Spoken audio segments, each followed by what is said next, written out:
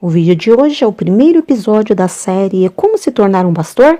Trajeto para a consagração ministerial e processo para se tornar um pastor batista. O povo que não conhece a sua história está condenado a repeti-la. Análise histórica e crítica sobre o pentecostalismo universal. Se inscreva, curta e compartilhe. Este vídeo é dirigido para você que é um mijo pastorado e quer saber o que e como fazer para alcançá-lo. É destinado também para você que não tem pretensão alguma em ser pastor, mas que gostaria de entender o processo pelo qual uma pessoa passa para se tornar um pastor. Para você não ter informações limitadas, este tema será tratado em 3 vídeos. Primeiro vídeo, como se tornar um pastor batista. No segundo vídeo, como se tornar um pastor presbiteriano. E no terceiro vídeo, como se tornar um pastor assembleiano. Para produzir este vídeo, utilizei um documento batista por título Exame e Consagração Ministerial. É um livro com 22 páginas, publicado no ano de 2011 pela editora Convicção, produzido pela Convenção Batista Brasileira. O sumário é composto por apresentação, introdução, convocação do concílio, constituição da diretoria do concílio, exame da pessoa candidata, o ato de consagração com imposição de mãos e modelos. Quando uma igreja decide consagrar uma pessoa ao ministério pastoral, é porque já reconheceu as qualidades espirituais, morais, intelectuais, teológicas e evidência de chamada divina da referida pessoa ao desempenho dessa tarefa. E tudo isso é baseado na história da igreja do Novo Testamento. O documento é, então, uma recomendação para tal. A igreja deve convocar o concílio de exame e consagração, enviar convite por escrito aos pastores filiados à OPBB, Ordem dos Pastores Batistas do Brasil, e convite para os membros das igrejas batistas filiadas, com uma antecedência mínima de 30 dias, com o objetivo de convocá-los para constituírem o concílio. O candidato deverá apresentar os seguintes documentos: experiência de conversão e chamada para o ministério pastoral e declaração da igreja, inclusive seu tempo de membresia. Declaração escolar, se cursou ou cursa teologia, regularidade acadêmica, financeira e disciplinar com a instituição. Certidão de casamento ou nascimento, RG e CPF. Declaração da ABBET, Associação Brasileira de Instituições Batistas de Ensino Teológico, em que a pessoa concluiu um curso. Trabalho escrito e firmado contendo, dentre outros, os seus compromissos ministeriais e declaração de fidelidade aos princípios, doutrinas e práticas batistas. Testemunho do pastor candidato e, se casado, declaração escrita do cônjuge, testemunhando sobre a vocação ministerial do marido e sua concordância em apoiá-lo. Declaração firmada que não sofre restrição de crédito e condenação criminal. O exame da pessoa candidata abordará as seguintes áreas, podendo o concílio eleger um examinador para cada área. 1. Experiência de conversão e chamada para o ministério pastoral. 2. Teologia propriamente dita, escrituras sagradas, Deus Pai, Filho e Espírito Santo, o homem, o pecado, salvação, eleição, reino de Deus, igreja, o dia do Senhor, ministério da palavra, liberdade religiosa, morte, justos e ímpios. 3. Relacionamento pessoal, amor ao próximo e ética. 4. Teologia prática, batismo, ceia do Senhor, mordomia, evangelização e missões, educação cristã, ordem social e família. 5. Declaração doutrinária da Convenção Batista Brasileira, Pacto das Igrejas Batistas, Princípios Batistas, estrutura e funcionamento da Convenção Batista Brasileira e história dos batistas. A pessoa candidata deverá ser examinada com pelo menos uma pergunta nas áreas e subáreas mencionadas, devendo demonstrar segurança e fundamentação bíblica para as suas respostas, sendo vedada consulta a anotações e outros escritos, exceto a Bíblia Sagrada. O ato de consagração acontecerá durante culto público realizado na sede da igreja que consagra preferencialmente ou na sede da igreja onde servirá o candidato aprovado. O ato solene de consagração ao ministério pastoral é consumado quando os membros de um concílio de pastores, convocados pela igreja, impõem as mãos sobre o vocacionado, ação esta acompanhada da oração de consagração. Parte 2 do vídeo sobre a sucessão pastoral nas igrejas batistas, eu também utilizei um documento batista que tem por título Sucessão Pastoral, da editora Convicção, produzido também pela Convenção Batista Brasileira. Apresentação, introdução, etapas no processo de escolha do pastor, oração, escolha do pastor interino, comissão de escolha do novo pastor, procedimento parlamentar, critérios de seleção, requisitos vitais, requisitos importantes, requisitos peculiares, requisitos dispensáveis, definição do perfil da igreja, a escolha do candidato, a escolha do candidato pela comissão, a escolha do candidato pela igreja, procedimento alternativo, anexos, formulário para definir o perfil da igreja, perguntas para uma entrevista com o indicado e termo de posse. A Igreja Batista tem por característica histórica escolher em assembleia de membros o seu pastor. A finalidade é proteger-se da ação de oportunistas, da influência de populistas e da interferência de força que milita contra a saúde da igreja. Então, este documento fornece diretrizes claras para a sucessão pastoral. Convocação para oração através de editoriais no boletim, oração em todos os cultos, reuniões regulares da igreja, vigílias e jornadas de oração. O pastor interino exercerá o ministério enquanto durar o processo da escolha e posse do novo pastor. Ele não deve ter pretensões ao pastorado efetivo e deverá ser aceito pela membresia da igreja. A igreja é quem elege a comissão de escolha do novo pastor. Por que uma comissão? Não poderia Deus agir diretamente através da oração e trazer um pastor para a igreja? Poderia, mas não tem sido assim a maneira de Deus trabalhar na escolha de seus servos. Quando Deus precisou ungir Davi para ser o rei de Israel, mandou Samuel para a casa de Jessé. Foram postos diante de Samuel todos os filhos de Jessé. Deus foi dizendo a Samuel: não é este. Para escolher o sucessor de Judas no grupo apostólico, Deus usou o sistema de sorteio dentre aqueles que inicialmente possuíam a qualificação fundamental de ter acompanhado a Jesus, convivendo com os demais apóstolos durante seu ministério terreno. Foram separados 2 e a sorte foi lançada entre eles. Aprendemos que Deus trabalha por caminhos humanos para escolher seus servos humanos. Caráter representativo, pessoas maduras. Cada membro da comissão deverá ser um pesquisador dos interesses da igreja. Não poderão compor a comissão os remunerados pela igreja e nem mesmo seus parentes. A comissão fará muitas reuniões e alguns de seus membros poderão ter que viajar para visitar igrejas de pastores indicados.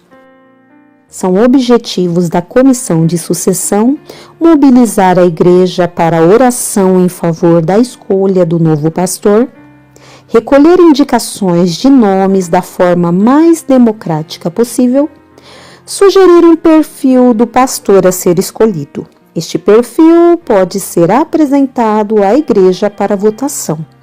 Escolher um único nome que será levado à Assembleia Geral da Igreja. Se o nome indicado pela comissão for aceito pela igreja, o pastor será convidado a passar alguns dias pregando e convivendo com a igreja. Então haverá uma assembleia extraordinária para decidir se o pastor será ou não convidado. Se o for e aceitar, o trabalho da comissão estará encerrado. Se o nome indicado não for convidado ou se não aceitar o convite, a comissão retoma os trabalhos para indicar um novo nome dentre os nomes já sugeridos pelos membros da igreja, podendo abrir espaço para receber novas indicações. Nas reuniões da comissão de sucessão, deverá ser reservado tempo para oração e conversa sobre os nomes que os membros da igreja sugeriram. Procedimento parlamentar. Uma vez que elegeu a comissão, a igreja transferiu para ela a tarefa de apresentar os candidatos em assembleia. Assim, todos os nomes de candidatos deverão passar pela comissão. Votação dos candidatos mais prováveis. Encontro informal com o candidato. O candidato poderá ter um encontro informal com a igreja toda antes da votação na plenária. Em torno de 70% de votos favoráveis para que o candidato seja aprovado. Apresentação para o plenário das qualificações do candidato. Todos os membros da igreja terão o direito de fazer perguntas e serem esclarecidas. A votação será secreta. Aprovado o candidato, ele receberá uma carta convite, incluindo compromisso com os princípios bíblicos aceitos e defendidos pelos batistas, e será agendada uma assembleia com caráter festivo para a posse do novo pastor. Há um processo alternativo ainda pouco praticado no Brasil, onde o pastor titular prepara o seu sucessor com o apoio e concordância da igreja. Quando esta prática ocorre com a motivação de investimento na formação de líderes, parece oferecer muitas vantagens, dispensando a maioria das sugestões deste manual. É preciso, entretanto, destacar que a tentativa de se fazer o sucessor com motivação política por um líder que não tem vocação de mentorear pessoas pode resultar num enorme desastre, especialmente para a igreja. Eu apresentei para vocês o passo a passo para a consagração ministerial e sucessão pastoral na Igreja Batista. É um processo burocrático e lento, porém os resultados e a satisfação dos membros têm mais probabilidade de ser grande. Deixe aí o seu comentário dizendo o que você acha da maneira com que os batistas consagram e fazem a sucessão de seus pastores. No vídeo de hoje você conhecerá o processo que um candidato ao ministério da Palavra de Deus passa na Igreja Presbiteriana do Brasil. Para produzir este vídeo, utilizei uma publicação institucional da Igreja Presbiteriana do Brasil. O documento tem por título Manual do Candidato ao Ministério da Palavra de Deus, publicado em 2008 pela Junta de Educação Teológica da Igreja Presbiteriana do Brasil.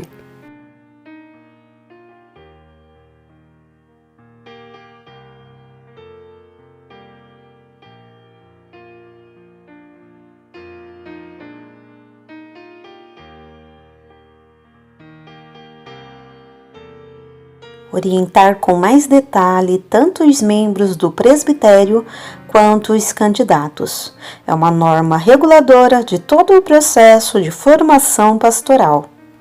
Orientar a vocação para o ofício da igreja é a chamada de Deus pelo Espírito Santo. São condições para o chamado O reconhecimento da Igreja e do presbitério quanto à experiência religiosa, maturidade cristã, aplicação à palavra e preparo para o ministério pastoral. Quem se sentir chamado para o ministério da palavra deverá apresentar ao presbitério os seguintes atestados: de ser membro da Igreja em plena comunhão, atestado do conselho declarando que no trabalho da Igreja já demonstrou vocação para o ministério sagrado, e atestado de sanidade física e mental fornecido por profissional indicado pelo concílio.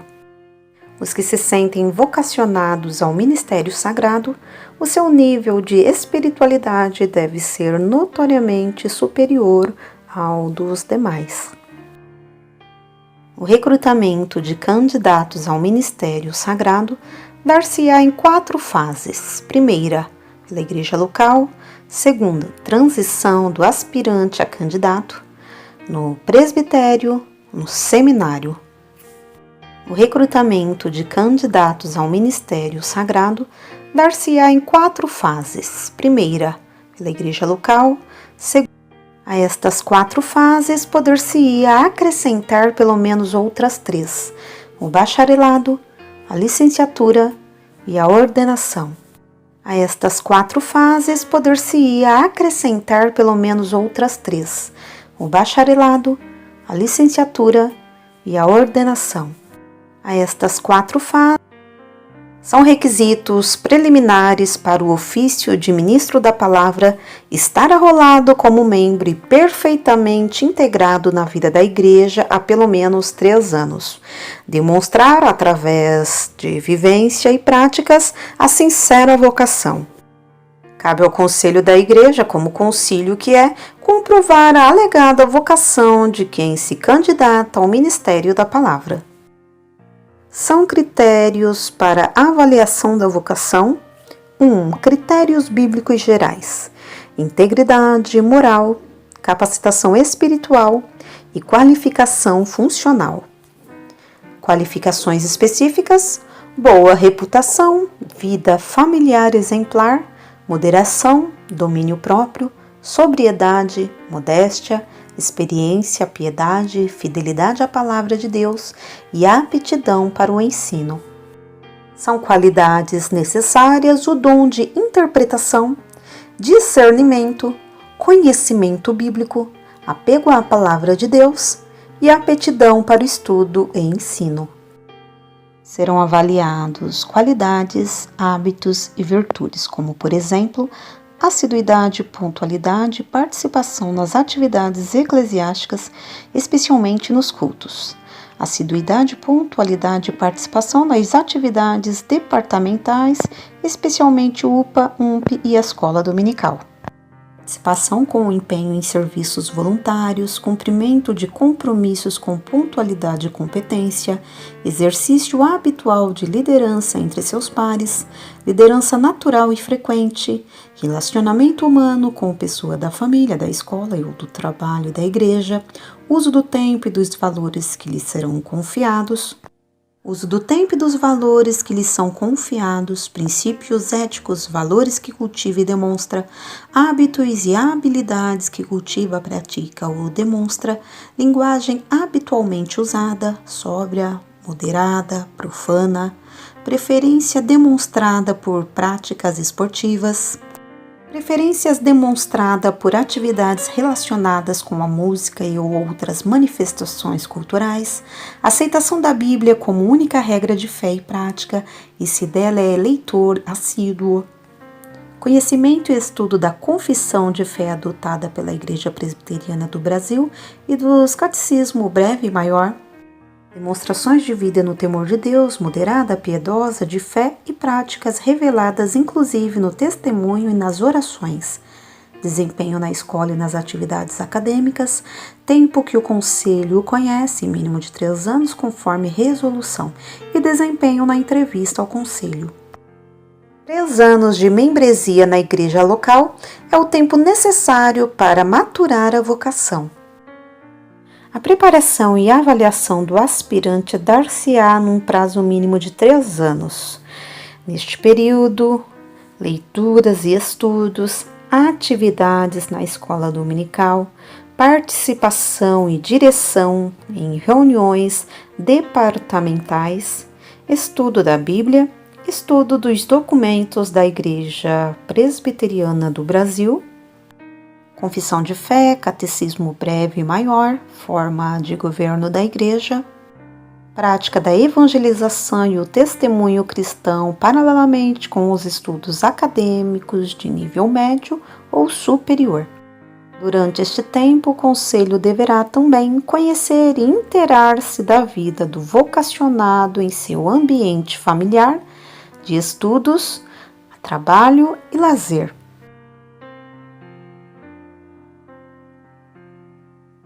Entrevista inicial. Declaração informal de intenções.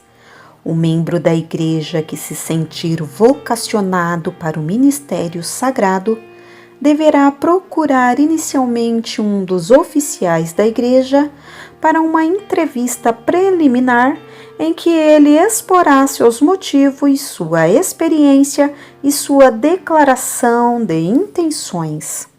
O oficial da igreja, após a entrevista, deverá registrar por escrito um resumo de tudo que foi declarado pelo irmão que se declara vocacionado para aquele ofício. Encaminhamento para o conselho. O oficial da igreja, procurado pelo irmão que se declarou vocacionado, deverá conversar e analisar toda a entrevista com o pastor efetivo da igreja. Caberá ao pastor certificar-se do nível de escolaridade do declarado e encaminhar o declarante a uma reunião formal do conselho da igreja para que ele seja encaminhado, ou recomendar ao declarante um tempo de preparação sob sua orientação ou tutela, ou de um dos pastores auxiliares, ou de um presbítero especialmente designado para este fim. Durante este tempo de preparação, ser-lhe-ão atribuídas leituras e práticas, todas supervisionadas e avaliadas. Quando o tutor se convencer de que o declarante está preparado para o exame pelo conselho, deverá submeter o assunto à decisão do pastor efetivo da igreja para que ele se encarregue dos passos seguintes, inclusive do encaminhamento do declarante ao conselho para a entrevista formal. Caso ele não tenha concluído o ensino médio, recomendar ao declarante que o conclua no mínimo simultaneamente com o cumprimento das recomendações. Bibliografia básica obrigatória para aspirantes. Bíblia Sagrada, ela deverá ser lida toda uma vez por ano de preparação. Confissão de Fé de Westminster, Manual Presbiteriano, o livro Vocação de Cléo César, os livros Conheça Sua Bíblia e o Conheça Sua Fé, do autor Júlio Ferreira, o livro O Pastor Aprovado, de Richard Baxter, as Institutas da Religião Cristã, de João Calvino, e o livro Sistema Presbiteriano, de W.H. Roberts. Entrevista formal com o conselho da igreja local. Cumprido o tempo mínimo de membresia na igreja local, completada a formação escolar mínima indispensável, ensino médio completo, e havendo provas suficientes de que, no trabalho da igreja, já demonstrou sobejamente vocação para o ministério sagrado, o pastor da igreja deve encaminhar aquele que se sentiu chamado para o ministério da Palavra de Deus para a entrevista formal com o conselho. Itens a comprovar nesta reunião. É membro da igreja em plena comunhão por um tempo nunca inferior a 3 anos. Participa ativamente da vida departamental da igreja. Tem a escolaridade mínima exigida e o que faz agora em termos escolares. Deu ciência de sua decisão aos pais ou responsável legal, caso seja menor de idade. É leitor assíduo da Bíblia. Conhece, aceita e adota o sistema de governo, os catecismos e a confissão de fé adotados pela Igreja Presbiteriana do Brasil, dá bom testemunho da fé em Jesus Cristo e é recomendável que o pastor e presidente ofereça a outros membros do conselho a oportunidade de fazer outras perguntas. O aspirante deve ser acompanhado por um tutor que o assistirá no cumprimento de suas tarefas, e o aspirante deverá ter oportunidades de trabalhos na igreja. O tutor designado apresentará relatório ao conselho recomendando ou não o encaminhamento do aspirante ao concílio superior. Chegando ao consenso sobre o grau de maturidade da vocação, o entrevistado será convidado a retornar ao recinto para tomar o conhecimento do resultado da entrevista. Cabe ao pastor e presidente do conselho informá-lo perante o conselho do resultado da entrevista. Havendo aprovação, o interessado será declarado aspirante ao ministério sagrado. Documentação para encaminhamento ao presbitério. Questionário do aspirante, ficha de avaliação, carta de recomendação do pastor da igreja, cópia dos relatórios dos tutores que o acompanharam na igreja, avaliação psicológica feita por profissional indicado pelo presbitério, atestado de sanidade física, certificado de conclusão do ensino médio ou equivalente, histórico escolar, declaração do conselho de que o aspirante é membro da igreja em plena comunhão, declaração de que no trabalho da igreja o aspirante já demonstrou vocação para o ministério sagrado. Espera-se que a formação do candidato seja concluída nos prazos regulares dos cursos oferecidos pelos seminários da Igreja Presbiteriana do Brasil.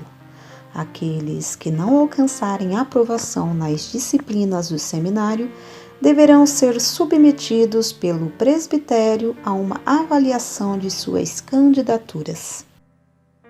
Os candidatos deverão realizar as leituras determinadas por seu presbitério. Com isso, o candidato deverá ler obrigatoriamente os livros relativos ao semestre que estiver cursando e apresentar ao seu tutor resenhas dos mesmos. Tais resenhas deverão ser anexadas ao relatório anual do tutor para arquivo na pasta do candidato. Relação entre tutor eclesiástico e candidato. O tutor tem o encargo de administrar, dirigir, comparar, defender e proteger a candidatura que o presbitério lhe confiou e tem ainda o dever de representar ou assistir o candidato em todas as suas necessidades. O candidato deve se envolver e ser envolvido pelo tutor na vida eclesial a fim de que possa desenvolver sua vocação.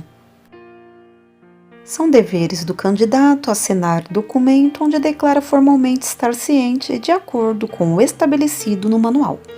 Informar ao tutor mensalmente no mínimo dos problemas, dificuldades e atividades acadêmicas, práticas pastorais e eclesiásticas. Comunicar quaisquer decisões quanto à vida pessoal, inclusive de natureza espiritual e afetiva, viagens, trabalhos em igrejas, cursos que porventura fizer ou pretender fazer.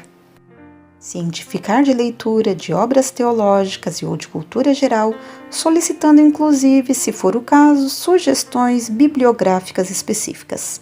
Ler obrigatoriamente a bibliografia estabelecida pelo presbitério, entregando ao tutor as resenhas dos livros lidos. Comunicar problemas de saúde existentes e apresentar relatório semestral ao tutor que contenha todos os aspectos da vida acadêmica, espiritual e pessoal. Documentação e apresentação ao presbitério. O candidato deverá entregar sua tese e exegese dentro do prazo estabelecido pelo presbitério a partir do ano de sua formatura como bacharel em teologia. Caso não o faça, o presbitério, por esta razão, poderá cassar a candidatura. Deve ainda o candidato à licenciatura apresentar ao presbitério uma exegese de um passo das Escrituras Sagradas no texto original, em que deverá revelar capacidade para crítica, método de exposição, lógica nas conclusões e clareza no salientar a forma de expressão da passagem bíblica. Deverá ainda apresentar ao presbitério uma tese de doutrina evangélica da confissão de fé. Apresentar também um sermão proferido em público perante o concílio, no qual o candidato deverá revelar sã doutrina, boa forma literária, retórica, didática e, sobretudo, espiritualidade e piedade. Concluída a etapa anterior, o concílio passará a realizar os seguintes exames: exame de experiência religiosa, exame das matérias do curso teológico, como prova escrita, exame oral, exame relativo a opiniões teológicas, exame quanto aos símbolos da fé e sermão de prova.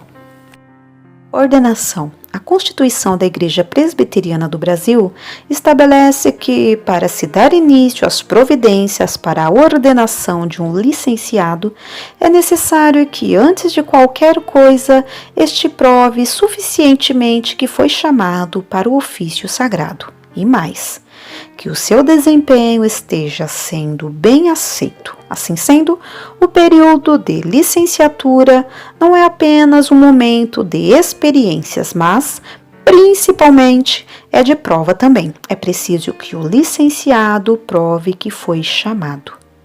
Sendo aprovado no exame supracitado, o presbitério, na mesma reunião extraordinária, determinará sua designação e data da ordenação e instalação conforme a liturgia da Igreja Presbiteriana do Brasil.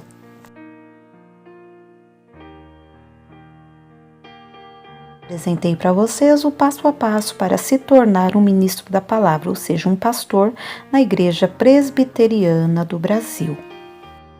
É um processo longo e detalhado, porém que garante um ótimo preparo para o futuro pastor. No vídeo de hoje, como se tornar um pastor assembleano, este é o terceiro e último vídeo da série Como se tornar um pastor? O processo para a consagração ministerial e pastorado de uma igreja na denominação Assembleia de Deus é bem diferente daquele adotado em igrejas históricas, como, por exemplo, Igreja Batista e Igreja Presbiteriana. Se você não assistiu aos 2 vídeos sobre este assunto, vou deixar os links aqui na descrição do vídeo. Os fundadores da denominação Assembleia de Deus eram batistas e tentaram implantar o modelo congregacional de governo de igreja, mas foram impedidos pelos pastores brasileiros. A Assembleia de Deus deu um jeito de exterminar qualquer semelhança, qualquer herança do modo operandi batista para a administração de uma igreja.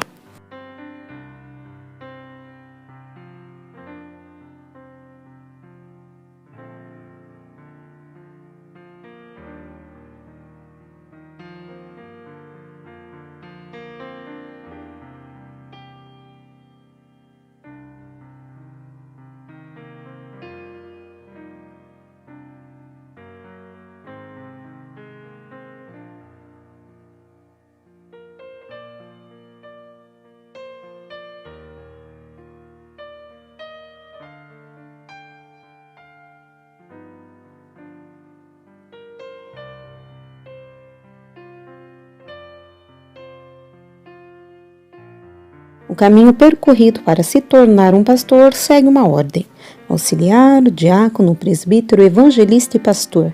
A separação de um membro para se tornar um obreiro ocorre em seu próprio ministério em uma reunião de obreiros. Após ser examinado, o membro deve ter o consentimento unânime dos obreiros presentes à reunião. Depois de contemplados os requisitos, chega-se à aprovação ou não da pessoa escolhida para assumir o cargo almejado. O ministério reúne-se e decide se a pessoa pode ou não assumir o cargo. Segundo a explicação do pastor Francisco Libório, a trajetória para se chegar ao cargo de pastor não é tão simples, exige várias etapas. Francisco Libório, pastor presidente desde 1968 no Ministério de Duque de Caxias, Rio de Janeiro. Passei como membro por 4 anos, servindo, participando, caminhando como membro ativo da igreja. Servindo, participando, e aí começou a minha caminhada.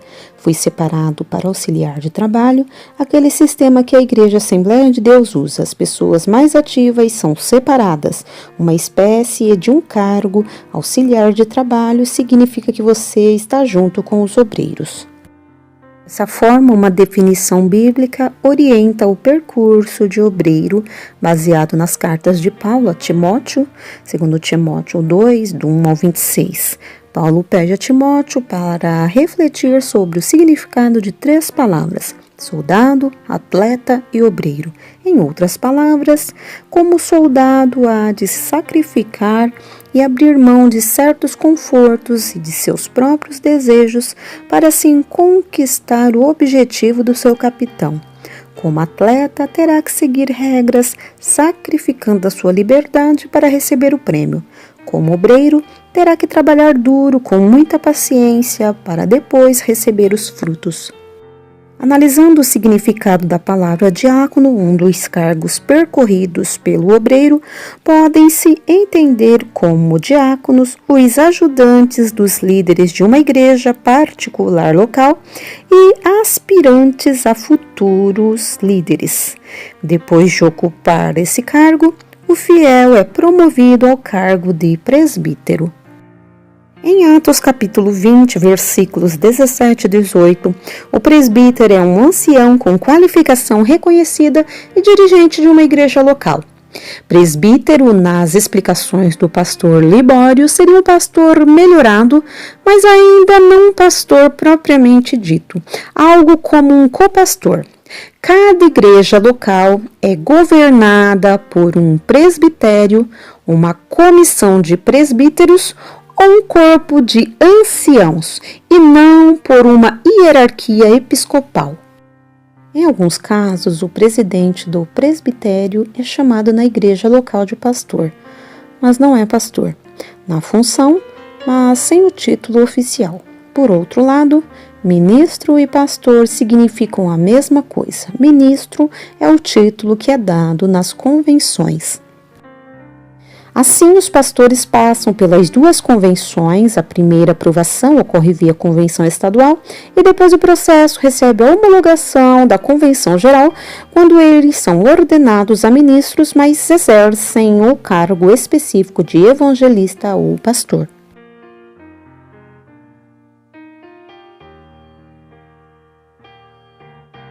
Indicação, nome sem restrição de crédito, carta de próprio punho da esposa, curso básico de teologia e crivo.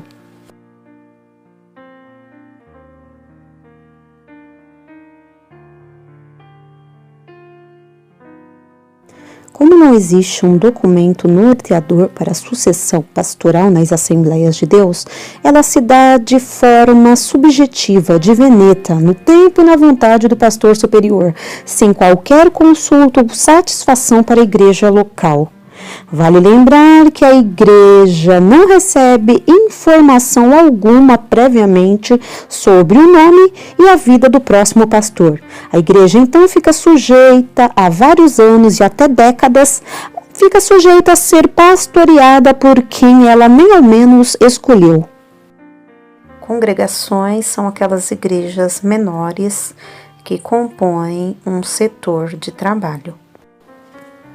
Não é raro o pastor setorial indicar seu filho, parente ou amigo próximo para dirigir alguma das congregações que compõem o seu setor. O pastor de uma igreja sede é indicado pelo pastor presidente de um ministério.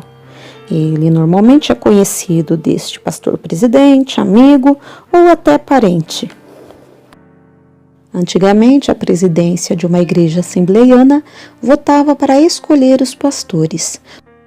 Não existe mais votação para a escolha de um pastor presidente. Os pastores mais antigos, além de passarem por uma votação, também eram substituídos por pastores que não tinham vínculos familiares.